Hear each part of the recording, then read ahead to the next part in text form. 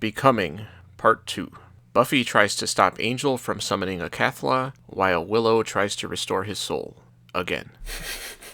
We open with Buffy being arrested for the murder of Kendra. And Principal Snyder is also there for some reason. But Buffy fights her way loose and runs away. She dons a very effective disguise and goes to the hospital and meets Xander. Xander hugs her to avoid letting her be seen by the police, and she makes a really out-of-place and weird joke. That was about equal parts protecting me and copping a feel, right? Like, what the hell? I'm surprised that you're surprised at out-of-place jokes in this show at this point. I wasn't surprised. I just was pissed off. Willow is in a coma. And Buffy realizes that Giles is missing.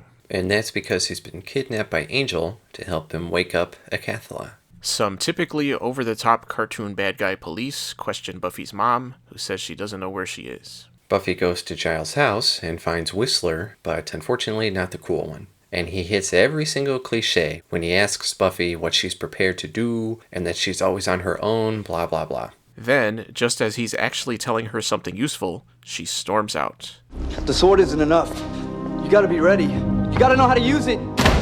What a likable protagonist. Outside, she gets accosted by a police officer, but Spike shows up and beats him up. He says he wants to stop Angel and get Drusilla back, so he and Buffy need each other. He says he doesn't want the demon to be woken up because he likes the world as it is, even though he was previously part of basically the same plan with the judge. The interaction between the two, to me, was very refreshing compared to most of Buffy and Angel's interactions. I would agree. She reluctantly accepts that she needs his help, even though there's no particular reason to believe anything he says. I did like his joke. I'm all you've got. All right. Talk. Just let me kill this guy. All right. In the hospital, Xander is pouring his heart out to Willow. He tells her that he loves her, which made me want to just turn this episode off. And then, of course, she starts waking up, thinking it's Oz. I wish these characters would act like real people every once in a while. We don't need another lame, contrived love triangle, especially not another one involving Xander. Angel's still trying to figure out how to wake up a Cathla, and he's torturing Giles, but he's tough. Buffy invites Spike into her house, showing that she really is as dumb as she acts, and when her mom gets home, her explanation for everything is that they're in a band together. Is this really the time for these kind of dumb jokes? And I like how Joyce doesn't ask her about supposedly killing her friends. Then a vampire shows up, gets slayed, and Buffy tells Joyce that she's a vampire slayer. And Joyce seems really surprised because, apple and tree. Willow calls Buffy to tell her she's okay and that she's sorry she didn't fix Angel. And Buffy says she knows she's just going to have to kill him. Well, we've heard that before. How many times? 4, 5, 15? And I wondered why they didn't immediately try to perform the spell again. Yeah. And I gained a lot of respect for Buffy when I saw that she was brave enough to leave Spike alone in a room with her mother. Spike says the deal is he'll help her kill Angel if she lets him and Drusilla leave town. Buffy agrees to let Drusilla live as long as Giles also lives. After Spike leaves, Joyce and Buffy have an argument where Buffy still doesn't really explain everything and basically makes it sound like she's just crazy. I like how Buffy points out that her mother is an idiot for not figuring things out earlier, and she's also hurt that Joyce thought she had actually killed someone, but she basically already did in Ted. Yeah. The fact that he turned out to be a robot doesn't matter because she didn't know that at the time. And of course we get our required 90s dumb piano music as Buffy mopes out loud about how hard her life is. Do you think I chose to be like this? Do you have any idea how lonely it is? How dangerous? And then Joyce reveals she has learned the anti-welcome spell and performs it on Buffy. You walk out of this house, don't even think about coming back.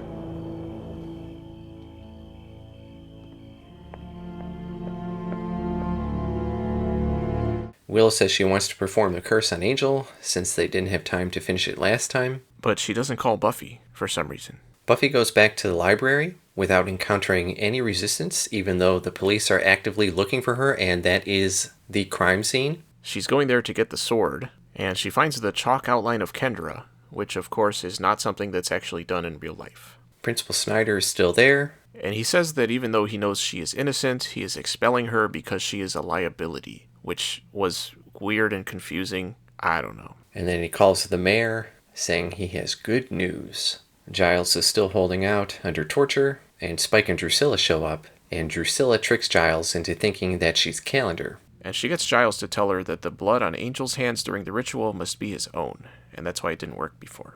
Back at Giles' house, which Buffy goes back to again, and Whistler's still there, he reveals the fact about the blood to Buffy, which it seems like he could have done that earlier. He tells her that once the Acathla dimensional whirlpool is open, only Angel's blood will close it. She says she has nothing left to lose, but as she leaves, Whistler says she has one more thing.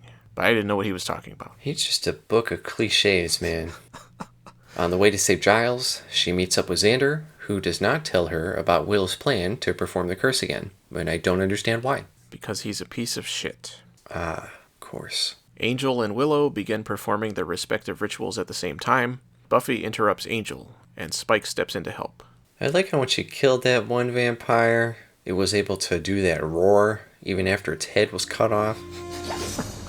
I always thought that was the sound of like the demon leaving the body or something. Maybe. Perhaps. Angel manages to pull the sword out, but for some reason, Cathla is not summoned immediately. It's actually going to be about 10 more minutes. There's a big fight, and Angel and Buffy do some fencing, which thankfully was shot better than other fights we've seen in this show. That's true. There were still a lot of exaggerated sound effects and pointless spins.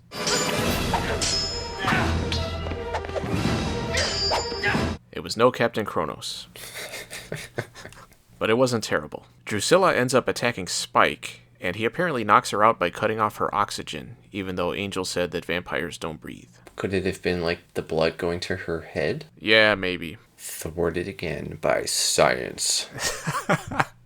Well, then that would mean the blood just wasn't carrying oxygen to her brain, but if she doesn't breathe, then that doesn't matter anyway. So I'm going to say my point still stands. He sees that Angel is about to kill Buffy, but leaves anyway, which doesn't make sense if he wanted to stop Acathla. Yeah, and we're still waiting for Acathla to wake up. Meanwhile, Willow seems to get possessed while performing the spell, but it works. Angel is restored, he and Buffy get back together, and the season has a happy ending. The end. Except that Buffy notices Acathla finally waking up. But Buffy decides that priorities are priorities, and they make out. And she tells him she loves him, and then stabs his ass. I thought that was great. And he looks really awkward standing there in front of the whirlpool with his arm out. I don't know. It just looked really funny to me. Alright, well, the next time you get sucked into a demonic dimensional whirlpool, I'm going to make the comment that you look really awkward. Is that really how you're going to do that? That's what I'll say. And as the final step, Buffy decides to go adopt a dog when the song from that commercial starts. The winter is cold and bitter. It's chill us to the bone. But Whistler didn't say she had to kill him, just that his blood would close the whirlpool. Right.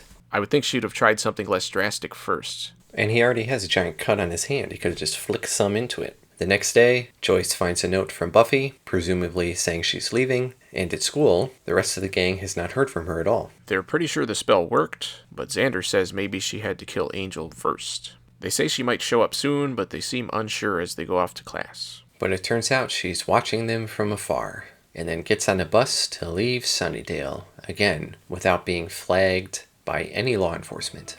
Becoming Part 2. Overall, I thought for a season finale, it could have been a lot worse. I was pleasantly surprised. Spike actually did something and reminded me of why I was actually interested when he was introduced. But his introduction with Joyce and how everything was explained to her was handled very poorly. And the fact that both Buffy and Spike pointed out all the weird stuff that had already happened made it worse. I don't like when characters do that thing where they kind of wink and nudge the audience to show that they're self-aware that the writing was crappy. yeah, I know exactly what you mean. Is that what lampshading is? I don't know. That sounds like something you just made up. I'm looking it up real quick. I think that's what it's called. I mean, they really thermostated her there.